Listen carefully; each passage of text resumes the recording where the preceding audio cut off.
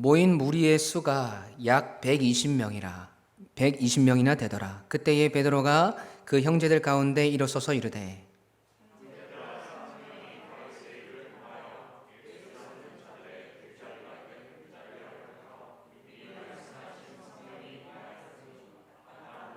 이 사람은 본래 우리 수 가운데 참여하여 이 직무의 한 부분을 맡았던 자라.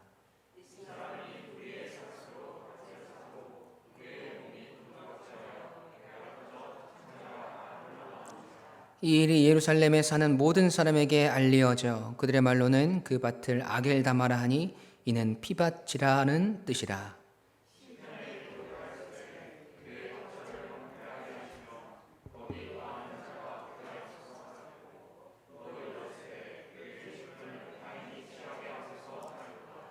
이러므로 요한의 침례로부터 우리 가운데 올려져 가신 날까지 주 예수께서 우리 가운데 출입하실 때에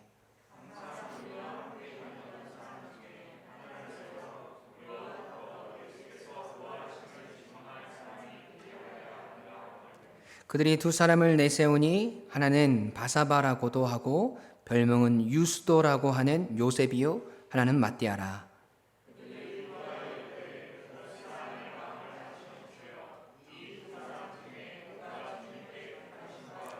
봉사와 및 사도의 직무를 대신할 자인지를 보이시옵소서. 유다는 이 직무를 버리고 제 것으로 갔나이다 하고.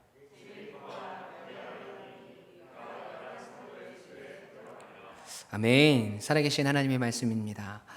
오늘은 부흥의 발자취를 따라가다 네 번째 시간입니다. 마띠아를 주신 이유라는 말씀의 제목으로 함께 은혜를 나누기 원합니다. 여러분, 예수님의 제자들은 예수님께서 승천하시면서 이 약속하신 성령을 기다리라는 말씀에 순종하여서 마가의 다락방에 모여서 열심히 기도에 힘쓰고 있었습니다. 왜냐하면 이 성령이 그들에게 임하고 성령의 권능을 받고 성령님과 동역하며 예루살렘과 온 유대와 사마리아와 땅끝까지 이르러 주님의 증인으로서 하나님 나라의 일을 맡은 일꾼으로서 살아가야 하기 때문입니다. 그래서 이제 성령님이 임재하시는 일만 남은 것 같은데 갑자기 오늘 본문의 사건이 불쑥 등장을 합니다. 어떤 사건입니까? 예수님을 팔아넘기고 자살한 유다를 대신해서 마띠아를 12번째 사도로 세우는 사건을 기록하고 있습니다. 그저 12제자 중에 한 명이 결혼이 생겼기 때문에 그 자리를 누군가가 채운다라는 단순한 의미가 아니에요.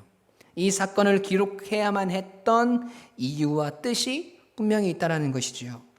성령님이 임하시기 전에 왜 남은 한 자리를 채워야 했는지, 그 자리에 왜 마띠아가 선택되었는지 그 이유와 뜻을 우리가 오늘 함께 살펴보고 묵상해 나가면서 하나님 주시는 귀한 깨달음과 은혜가 있기를 간절히 소원합니다. 아멘. 오늘 우리는 이 본문의 말씀을 통해서 두 가지 질문으로 우리의 신앙을 한번 돌아보기를 원합니다. 첫 번째 질문입니다. 나는 신앙의 전진을 이루고 있는가를 돌아보아야 합니다. 함께 읽어볼까요? 시작. 아멘. 여러분, 이제 준비된 120명의 성도들이 모여서 성령을 기다리며 기도하고 있습니다. 그런데 초대교회의 지도자로 세워진 베드로가 불쑥 일어나서 성령님이 임하시기 전에 부족한 12사도의 한 자리를 채우고자 합니다. 그런데 12번째 사도가 되기 위한 조건이 있었어요. 오늘 본문 22절입니다. 함께 읽어보겠습니다. 시작. 우리와 함께 다니던 사람 중에 하나를 세워 우리와 더불어 예수께서 부활하심을 증언할 사람이 되게 하여야 하리라 하거늘. 아멘. 어떤 조건이었어요? 항상 우리와 함께 다니던 사람 중에 라고 말합니다. 이 말은 예수님을 따르던 12제자 이외에도 예수님의 공생의 기간 동안 늘 함께 다니던 사람들이 있었다는 이야기죠. 여러분, 그도 그럴 것이 예수님이 가시는 곳마다 이적이 일어나고 놀라운 일들이 일어나니까 예수님은 늘 인기가 있었습니다. 예수님을 따라다니던 이 자들의 이름이 다 기록되어 있지는 않지만 그 중에서는 예수님께서 실제적으로 사역의 동역자로서 사용한 사람들도 있었다라는 거죠.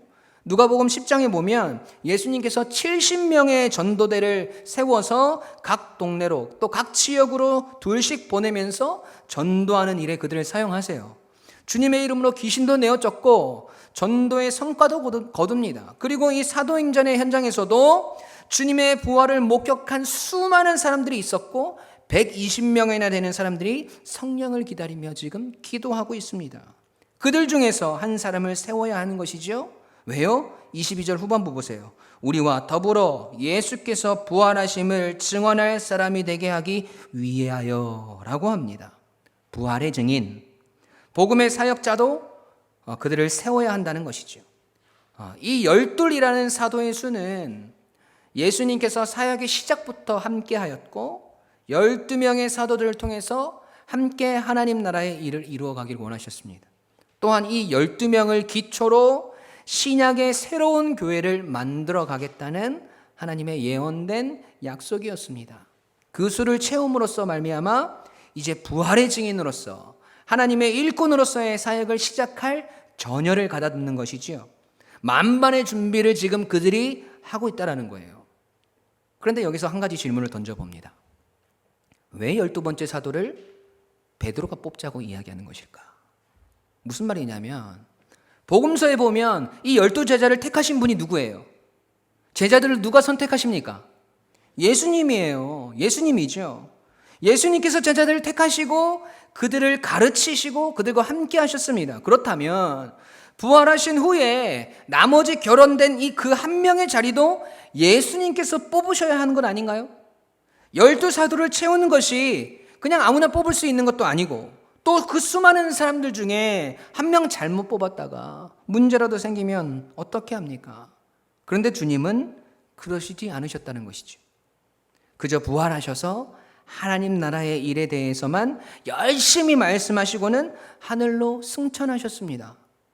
결혼된 12번째 제자를 뽑을 수 있는 시간이 충분하셨음에도 불구하고 예수님은 그렇게 하시지 않으셨다는 거예요. 이것이 무엇을 의미하냐면 제자를 선택하고 뽑고 하는 일들, 그리고 그들을 부활의 증인으로 세워서 나아가는 일들을 이제는 주님이 하실 일이 아니라는 것을 말씀하는 겁니다.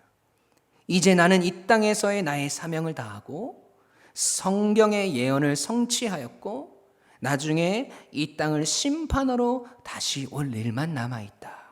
그러니 이제부터 있어지는 모든 하나님 나라의 일들은 즉 신약교회가 세워지고 그들이 복음을 전파하고 수많은 사람들을 제자로 삼고 부활의 증인으로서 이 땅을 살아가는 일들은 이제부터 누가? 너희가 감당해야 하는 일들이다 라고 주님께서 가르쳐 주시는 거죠. 그 뜻을 베드로가 간파했습니다. 그래서 성령님이 임하시기 전에 우리가 먼저 준비해야 할 것이 무엇인가를 생각하고 고민했던 것이죠. 열심히 기도하며 성령을 기다리지만 그 가운데 부족한 12사도의 자리를 채워야 함을 깨달았다는 것이에요. 여러분, 이 일은 아주 큰 의미를 가집니다. 왜냐하면 이 마띠아를 사도로 선출한 일이 주님이 승천하시고 난 후에 제자들이 행한 첫 번째 실천이기 때문에 그렇습니다. 다시 말해서 제자들이 땅끝까지 이르러 증인이 되는 일을 수행하겠다고 결심을 하고 그 첫걸음을 뗐다는 의미예요. 예수님도 그들과 함께 계시지 않는 상황에서 성령님이 아직 임하시기도 전에 그들은 그들 스스로 사도로서의 첫 번째 전진을 이루어내고 있는 것이지요. 여러분, 그들이 어디 그런 사람들이었나요? 예수님 없이는 아무것도 할 수 없었던 사람들이 여러분 제자들이잖아요. 복음서에 보면 주님이 귀신을 내어 쫓는 능력을 주셨음에도 불구하고 주님께서 기도하러 가신 그 사이에 귀신 들린 자에게 쩔쩔매고 있었던 사람들이 제자들이에요. 오병이어의 기적을 체험하고 갈릴리 바다를 건너며 풍랑 가운데서 두려워 떨고 있었고 무리를 걸어오시는 주님을 보고 두려워하여서 유령이라고 했던 제자들입니다. 주님이 로마 군사들에게 붙잡히셨을 때에 자신들도 붙잡혀서 주님처럼 될까봐 전부 도망갔던 사람들이 제자들입니다. 주님이 십자가에 돌아가시고 무덤에 장사되시자 모든 것을 포기하고 자기 고향으로 돌아가서 물고기 잡고 있던 사람들이 제자들이에요. 그들은 이름만 제자였지 스승이신 예수님 없이는 아무것도 할 수 없는 그런 존재들이었다는 것이죠. 그런데 그들이 이제 달라졌어요. 이제 예수님 없이 그들 스스로가 헤쳐나가야 하는 일들임을 깨달았고 그 첫 번째 실천으로서 12번째 사도를 뽑는 일을 행하고 있다는 거예요. 여러분 이런 걸 보고 뭐라고 말하냐면 이제 철들었다라고 합니다. 신앙에 철이 들었다는 것이죠. 여러분 정신 바짝 차렸다는 거예요. 어린아이와 같이 밥숟가락 들이밀어줘야 밥을 받아 먹던 사람들이 이제는 스스로 밥을 하려고 그 첫 발을 내딛었다는 것입니다. 스스로 쌀을 씻기 시작하고 계란 후라이를 해 먹는 거죠. 여러분 우리 아이들이 그런 모습을 보이면 우리 뭐라고 해요? 아이고 이제 다 컸네. 아이고 장가 가도 되겠네. 이렇게 얘기하잖아요. 지금 제자들이 그런 모습이라는 겁니다. 성장하고 있다는 거죠. 그렇게 그들은 신앙의 전진을 이루어가고 있었습니다. 여러분 우리의 신앙도 이와 같아요. 이제 우리들도 제자들처럼 이 땅에 남겨지고 던져졌습니다. 부활의 증인으로서 우리가 살아내야 할 책임들이 주어졌어요. 그 속에서 우리가 성장하고 성숙하려면 우리도 한 발짝 우리의 걸음을 내디딜 수 있어야 한다는 것이지요.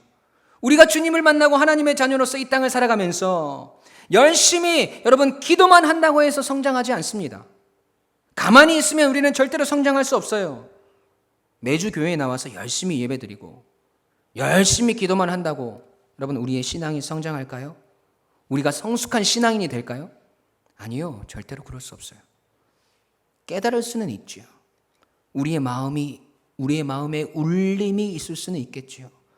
여러분 하지만 그것이 성장하는 것은 아니에요. 예배와 기도가 중요하지 않다는 것이 아닙니다. 정말 중요합니다. 그런데 이 일들은 정적인 일들이거든요. 앞으로 나아가고 전진할 수 있는 동기부여가 되고 힘을 주는 것이지 그 일들이 우리로 하여금 앞으로 전진하게 하지 못합니다. 전진하려면 여러분 결단해야 하고 결심해야 합니다. 한 발짝 내딛어야 된다는 거죠. 그 한 발짝이 어려워서 제자리에 있다라는 거예요. 여러분 제자리에 멈춰 있으면 절대로 성장할 수 없습니다. 내딛어야 합니다. 그런데 왜 우리가 한 발짝 신앙의 전진을 하기가 어려운지 아세요? 그 신앙의 성숙과 성장이 왜 더딘 줄 아세요? 두렵거든요. 때론 귀찮아해요. 때론 고통 때문에 앞으로 나아가기를 싫어해요. 왜요? 나의 신앙이 성장하면 성장할수록 우리에게 고난이 있어요. 신앙이 깊어지면 깊어질수록 우리가 이 세상과 부딪히는 것들이 많아집니다. 하나님의 뜻을 분명히 알아갈수록 이 세상의 가치관이 얼마나 하나님의 뜻과 상반되는지 알게 돼요. 성령께서 우리를 깨닫게 하시기 때문에 우리가 고민하고 결단해야 하는 일들이 늘어납니다. 여러분 신앙의 초기에는 뭐가 뭔지 모르니까 그냥 다 좋은데 신앙의 연륜이 쌓이고 말씀을 깨달아 갈수록 우리가 손해보아야 하는 것들이 늘어나요. 내가 포기해야 하는 것들이 늘어납니다. 뭘 그렇게 용서하라고 하고 사랑하라고 그러는지, 나 사는 것도 바빠 죽겠는데 왜 그렇게 교회는 많이 오라고 하는지, 왜 그렇게 봉사하고 헌신하라고 하는지, 나 먹고 살기도 바빠 죽겠는데 왜 그렇게 헌금은 내라고 하는지 이해는 하지만 여러분 그렇게 하기 싫은 거예요. 점점 나 자신을 내려놓고 포기하는 것들이 힘이 듭니다. 그래서 그냥 멈춰버려요. 에이 이제 안 해. 여러분 이렇게 성장이 멈춰버리는 겁니다. 여러분 그런 믿음 위에 어떻게 하나님의 역사가 일어납니까? 그 신앙의 터 위에 어떻게 성령께서 정착하실 수 있겠습니까? 사도 바울은 그런 우리에게 로마서에서 이렇게 이야기해요. 로마서 8장 16절에서 17절까지 말씀입니다. 함께 읽겠습니다. 시작.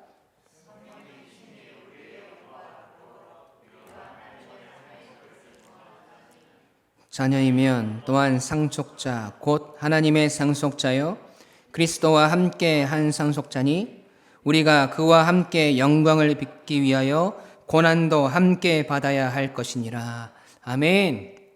여러분 고난은 우리가 예수님 때문에 막 풀무불에 들어가고 사자굴에 들어가고 채찍이 맞고 침뱉음을 당하는 그런 일들만에 국한되어 있지 않습니다. 내가 주님 때문에 포기해야 하는 일들, 내가 주님 때문에 내려놔야 하는 마음들, 내가 주님 때문에 눈물 흘리며 아파해야 하는 그 모든 일들이 여러분 우리 그리스도인들에게 고난이에요. 그 고난을 우리는 하나님의 자녀로서 하나님 나라를 상속받은 자로서 그리스도와 함께 영광을 받기 위해서 감당해야 합니다. 그것이 신앙의 성장을 위해서 우리가 내딛는 발걸음들입니다. 여러분, 반대로 이야기해서 우리가 그 고난을 포기하는 것은 우리가 하나님의 자녀임을, 하나님 나라를 상속받은 자임을, 그리스도와 함께 영광 받는 것을 포기하는 것입니다. 여러분, 어린아이가요, 걸음마를 배울 때 어떻게 시작하는지 아시죠? 한 발짝 발을 내딛는 것부터 시작합니다. 엉거주춤 서기 시작하다가 한 발짝 내딛으면서 걸음마가 시작이 돼요. 그런데 한 번에 그 한 발짝이 내딛은 것이 아니잖아요. 수도 없이 넘어집니다. 엉덩방아를 찌고 울고 앞으로 꼬꾸라져서 울고, 그런데도 아이는 계속해서 일어납니다. 또 넘어져도 계속 한 걸음을 내딛습니다. 왜 그럽니까? 여러분, 가만히 있으면 안 넘어지고 아플 일도 없는데 왜 그렇게 계속해서 일어서고 한 걸음을 내딛습니까? 엄마 아빠가 좋아하니까? 그렇습니까? 아니죠. 걸음마를 하면 나라에서 훈장을 줍니까? 아니에요. 왜 그래요? 성장하려고 그러는 거잖아요. 자라나려고 그렇게 하는 것이지 않습니까? 사도들은 지금 그 첫걸음을 내딛고 있는 거예요. 결국 고난당할 것을 알고 있지만, 넘어지고 쓰러지고 결국 그들의 마지막이 주님 때문에 목숨을 바쳐야 하는 상황이 될 것을 알고 있지만 내딛는 것입니다. 왜냐하면 그것이 증인의 삶인 것을 그들이 깨달았기 때문입니다. 사랑하는 요강침례교회 가족 여러분, 우리의 신앙의 전진을 이루기 위해서 우리가 내딛어야 하는 그 한 걸음, 그 걸음을 여러분 두려워하지 마십시오. 성장하는 것을 두려워하지 마세요. 그 속에서 있어지는 고난을 여러분 피하지 마십시오. 계속해서 일어서고 또 일어서십시오. 그리고 그리스도인들에게 영광스러운 이름을 마음속 깊이 깨달으시기 바랍니다. 마가의 다락방에서 사도들과 120명의 성도들이 성령을 기다리며 자신들이 해야 할 일들을 위해서 그들 스스로 그 떨리는 첫걸음을 내딛음과 같이 우리가 부활의 증인으로서 결국 우리의 결단으로, 우리의 순종으로 오늘 우리가 내딛어야 할 걸음들이 있음을, 결국 우리가 해내야 할 몫이 있음을 잊지 마시고 신앙의 전진을 위해 기꺼이 우리의 순종과 결단과 포기와 내려놓음과 고난의 자리로 그 걸음을 내딛는, 그래서 오늘도 성장해 나가고 전진해 나가는 모든 사랑하는 유광침례교회 가족들이 되시길 주님의 이름으로 간절히 축원합니다. 아멘. 두 번째 질문입니다. 나는 신앙의 가불관계를 확실히 하고 있는가를 확인해야 합니다. 우리 함께 읽어볼까요? 시작. 아멘. 오늘 본문에서 12번째 사도로 마띠아가 선출될 때 선출 조건이 있었죠. 항상 예수님과 제자들과 함께 다니던 자들, 그들 중에서 선택을 했는데 수많은 사람 중에서 추천이 됩니다. 여러분, 마띠아 혼자 단독 후보가 아니었어요. 후보가 몇 명이었어요? 후보가 둘이었습니다. 오늘 본문 23절 한번 볼까요? 시작. 그들이 두 사람을 내세우니 하나는 바사바라고도 하고 별명은 유스도라고 하는 요셉이요, 하나는 마띠아라. 아멘. 자, 처음에 거론된 사람이 누구입니까? 요셉이라는 사람입니다. 요셉. 그런데 그에 대해서 아주 자세하게 설명을 하고 있는 것을 우리가 볼 수 있어요. 23절을 계속 보세요. 그들이 두 사람을 내세우니 하나는 바사바라고 하고, 아멘. 여러분, 요셉을 사람들이 뭐라고 부른다고요? 바사바라고 부른답니다. 여러분, 이 바사바는 히브리식 이름이에요. 히브리식 이름. 이름 앞에 바가 들어간다는 것은 누구누구의 아들이라는 뜻입니다. 그러니까 바사바는 사바의 아들이라는 뜻이죠. 예수님께서 베드로를 부르실 때 어떻게 부르셨어요? 바요나 시모나 라고 부르시잖아요. 그 뜻이 요나의 아들 시모나 이렇게 부르시는 거거든요. 요셉이라는 사람은 사바의 아들이라고 불리어졌습니다. 아무래도 그의 아버지가 영향력이 있는 사람이었던 것 같아요. 우리가 사극 같은 데 보면 가끔 이런 내용들이 나오잖아요. 야, 저분이 최대감댁 도련님이래. 이렇게 부르는 것은 최대감을 많은 사람들이 알고 있고 또 그만큼 사람들에게 어떠한 방향으로든 영향력을 끼치고 있다는 것이죠. 여러분, 요셉은 그런 사람의 아들이었다는 겁니다. 그리고 그의 별명에 대해서도 이야기하는데 그 별명이 유스도라고 합니다. 이 유스도는요, 로마식 이름이에요. 그 뜻이 정의, 정의로운의 뜻을 가지고 있습니다.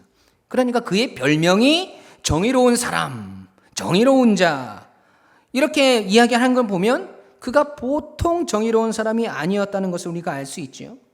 정의롭게 많은 사람들을 도와주는 인물이었을 것이고 불의를 보면 참지 못하고 이를 위해서 끝까지 대항했던 사람이었을 겁니다. 오죽하면 별명이 정의로운 사람이었을까요? 그만큼 많은 사람들에게 인정을 받았던 사람이었다는 것이지요. 그런데 마띠아를 보세요. 그에 대한 설명이 하나도 없습니다. 그가 어디 출신인지, 누구의 아들인지 그 어떤 정보도 찾을 수가 없어요. 원어 서전에 찾아봐도 마띠아, 이스라엘 사람, 이게 끝이에요. 자, 우리가 상식적으로 생각해 봅시다. 이름 있고 영향력 있는 사바라는 사람의 아들이고 늘 정의롭고 늘 정직하고 바른 삶을 살아서 모든 사람들이 정의로운 사람 유스도라고 부를 정도로 인정받는 사람인 요셉과 그 어떤 사람인지 알 수 없는 지극히 평범한 이스라엘 사람인 마띠아, 이 둘 중에서 누가 사도의 직무를 잘 감당할 수 있겠습니까? 여러분은 이 둘 중에서 한 사람을 선택해서 사도로 세운다면 누구를 선택하시겠습니까? 네, 당연히 요셉이죠. 두말할 필요가 없습니다. 100번 물어도 같은 대답일 겁니다. 지극히 상식적인 것이고 당연한 것입니다. 사도행전을 기록한 누가도 요셉의 이름을 마띠아보다 먼저 기록한 것을 보면 그의 마음속에도 요셉이라는 사람이 우위에 있었던 것이 분명합니다. 여러분, 이것이 우리 인간의 솔직한 마음일 거예요. 여러분, 그런데 제자들은 이 일을 어떻게 처리하는지 볼까요? 본문 24절, 25절 함께 읽겠습니다. 시작.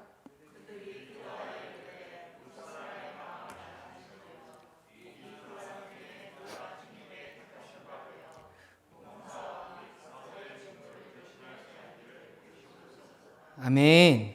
그들은 그 모든 일을 하나님께 내어 맡기고 기도하고 있죠. 그리고 하나님께 솔직한 그의 마음을 고백합니다. 사람의 마음을 아시는 주님. 여러분, 이 말이 무슨 뜻이에요? 하나님 아시지요? 우리의 마음을 아시지요? 누가 돼야 되는지 아시지요? 요셉이라는 사람이 영향력이 있고 정의롭고 사도가 되기에 합당한 사람입니다. 그러니 그 사람을 사도로 뽑아주십시오 라는 말이 아니에요. 우리의 마음은 당연히 요셉이 12번째 사도가 되는 것이 맞는 것인데 우리의 인간적인 마음이 하나님의 뜻이 아닐 수 있기 때문에 하나님께 그 모든 결정을 맡긴다는 고백입니다. 하나님께서 보여주시는 대로 우리가 순종하겠다는 뜻인 것이죠. 그리고 제비를 뽑아서 마띠아가 12번째 사도로 결정이 됩니다. 인간적인 생각으로 실망스러울 수 있죠. 분명히 누가 보아도 요셉이 12번째 사도로서 직무를 잘 감당함이 마땅한데 하나님은 마띠아를 사도로 주셨다는 거예요. 심지어 이후로도 마띠아에 대한 그 어떤 기록도 성경에 나와 있지 않습니다. 그가 복음을 전도하더라, 전도지를 나눠주더라, 초대교회의 12번째 사도로서 막중한 일을 했더라, 이런 기록이 하나도 없어요.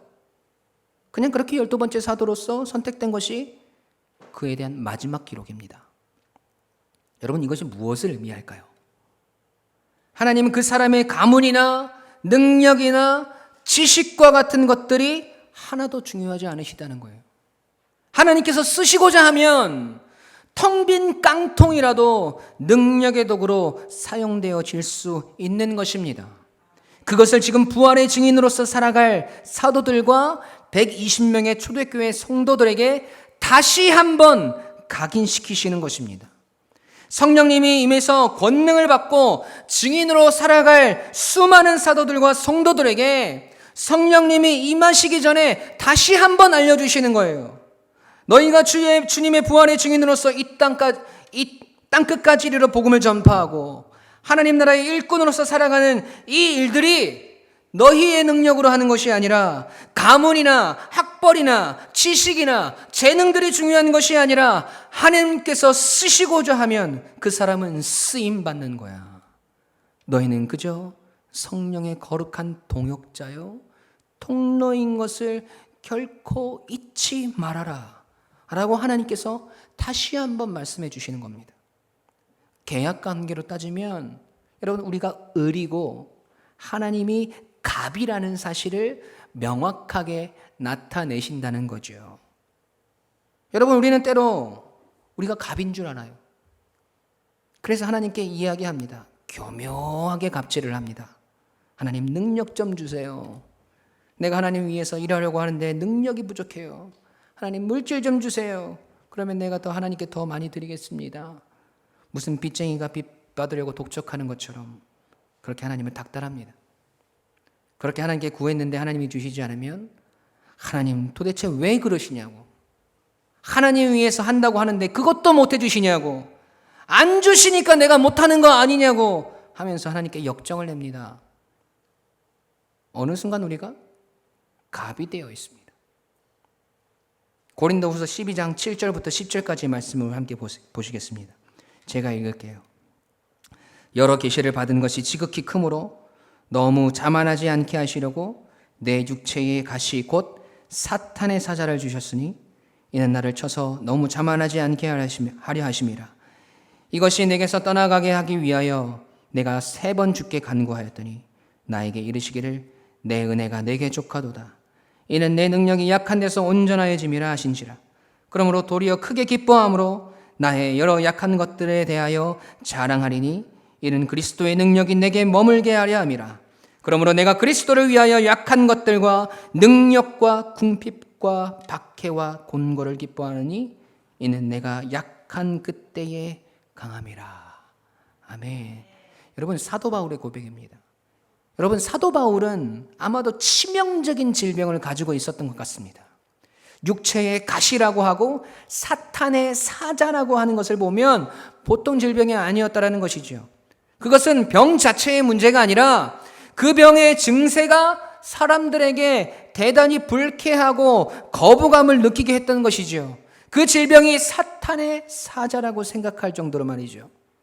사도 바울은 지금 자기의 명예나 자존심을 위해서 기도한 것이 아니라 자기가 복음의 사도인데 자기가 가진 개인적인 약점이 복음을 전하는 것에 누가 될까 봐 주님 앞에 3번이나 기도했다고 합니다. 그런데 뜻밖에도 하나님의 대답은 내 은혜가 내게 족하다 였습니다. 쉽게 말하면 그냥 그렇게 살다가 내게 와라, 그렇게 말씀하시는 거예요. 하나님의 대답 앞에 여러분 사도 바울은 더 이상 고민하지 않았습니다. 그 아픔을 통해서 자신을 겸손하게 하시고 그 약한 것들을 들어 사용하시고 강한 능력을 나타내시는 하나님 아버지를 신뢰하고 기뻐하고 자랑하는 인생을 살아갑니다.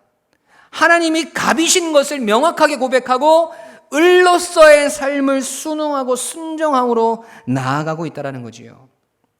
여러분, 오늘 나에게 주신 이 하루의 삶 가운데 있어지는 수많은 일들 속에서 그것이 기쁘고 행복한 일이든 처절하게 아파하고 무너져야 하는 일들이든 그 모든 것들이 하나님께서 나에게 허락하신 일들인 것을 믿는다면 여러분은 그 속에서 오늘 여러분이 증인으로서 해야 할 일들을 찾아내셔야 합니다. 지금 나에게 주신 이 작은 능력으로도 하나님께 순종하지 않는데 큰 능력을 주신다고 그 능력으로 하나님을 위해서 살아갈까요? 지금 나에게 주신 이 물질로도 하나님께 드리는 것이 아까운데 하나님이 큰 물질 부어주신다고 하나님께 감사함으로 드릴 수 있을까요? 아니요. 여러분, 우리 자신을 너무 과대평가하지 마십시오. 하나님이 능력을 주셨는데, 하나님이 힘을 주시고 물질도 주셨는데, 어느 순간 신앙의 갑이 되어서 갑질을 하는 신앙인들이 얼마나 많이 있습니까? 능력이 많다고, 높은 직분을 가졌다고, 헌금은 많이 낸다고, 교회에서 큰 소리 떵떵 치고 자신이 주인인 것처럼 그렇게 갑이 되는 사람들이 얼마나 많이 있냐는 거예요. 오늘 마띠아를 12번째 사도로 선택하신 하나님의 뜻에는 이 갑을 관계를 명확하게 다시 한번 기억하라는 하나님의 뜻이 숨어 있습니다. 우리는 그냥 도구일 뿐이고, 오늘 나의 삶을 만족하고 순응하며 그 속에서 하나님께 감사하며 살아가야 하는 영원한 의의 존재로서 우리를 부르셨음을 기억하셔야 한다는 겁니다. 여러분, 마띠아의 이름의 뜻이 뭔지 아세요? 여호와의 선물이라는 뜻입니다. 우리를 구원하시기 위해 예수 그리스도를 이 땅에 선물로 주셨고, 이제 그 예수 그리스도의 구원이 이 땅에 전파되게 하시기 위해서 성령을 우리에게 선물로 허락하십니다. 우리는 그저 하나님이 주시는 그 선물을 감사함으로 받고 감사하고 순종하는 의의 인생을 사는 겁니다. 하나님의 마음과 뜻이 여러분 이제 여러분에게 명확하게 다가오고 계신가요? 그러면 여러분 이제 우리 철저하게 하나님 앞에서 을로 살아갑시다. 하나님께서 우리에게 선물로 주신 예수 그리스도의 구원과 성령의 권능을 의지하며 오늘을 살아내시기 바랍니다.